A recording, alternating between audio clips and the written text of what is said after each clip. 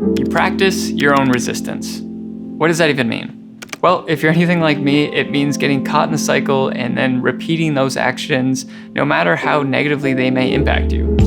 Over the last few years, I've noticed my ability to focus for long periods of time get worse and worse. And as a full-time editor, this is one of the most crucial traits that I need to have.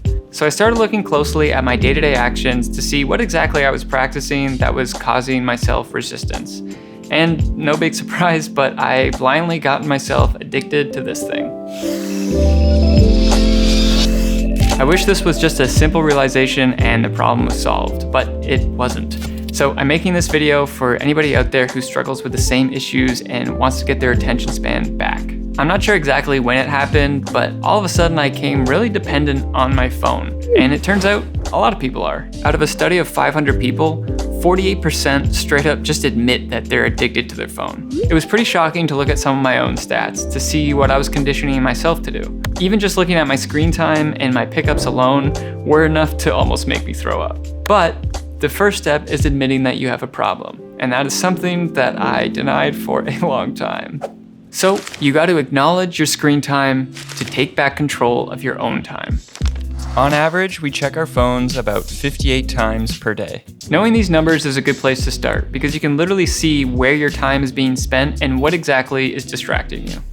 So my first step to getting my time and focus back was setting time limits and deleting apps, which I still do frequently. There are some great apps out there that I won't get into right now, but they are all great tools to help with eliminating distractions and promoting focus. I'll link them in the description below.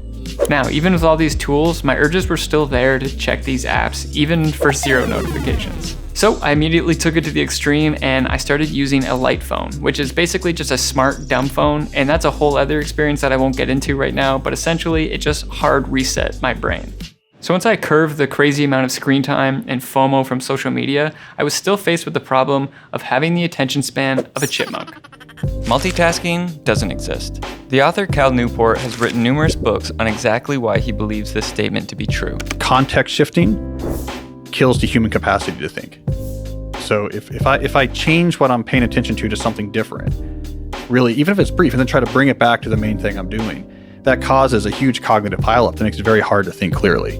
Meaning no matter how good you think you are at multitasking, your brain isn't doing as good as it could be. Staying on task is the challenge. The more often you give in to an urge to check a feed, the more often that your brain will want to repeat that action, causing your attention span to shrink. You ever thought you felt or saw a notification come through, but it was actually nothing? This is probably why. Neuroscientist Andrew Huberman said it best. Mental focus follows visual focus.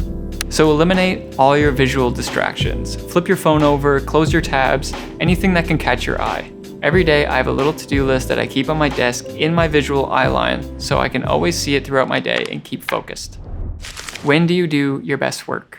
It took me a long time to realize that I can't just sit in front of my computer for 10 plus hours and think that I can just produce great work the whole time.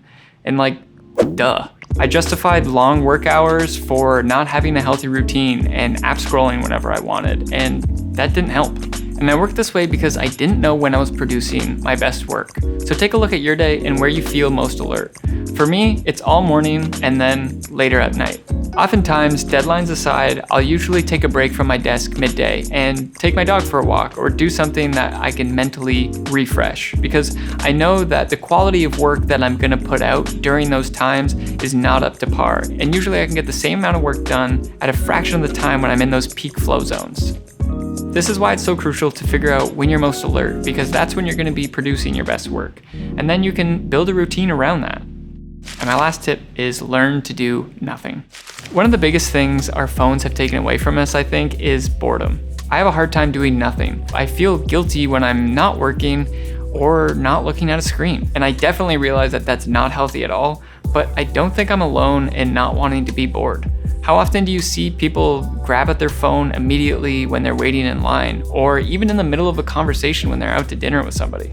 But even those seemingly harmless actions can impact your attention span and your focus. Back in 2014, a study around cell phone use was done with more than 7,000 teens. The study found that the teens had difficulty paying attention when using their phone for more than just an hour a day.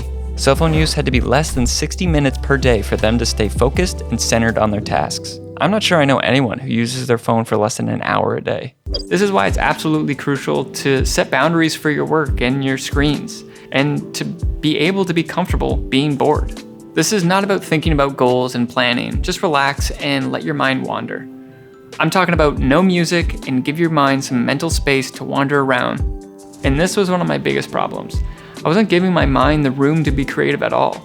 Any free moment I had was filled, and in turn, I didn't have the attention or focus to come up with creative ideas. So be gentle with yourself. Give your mind some space and let it wander around and do its thing. I still struggle with pretty much everything that I mentioned in this video, but I'm learning and trying every single day to be better.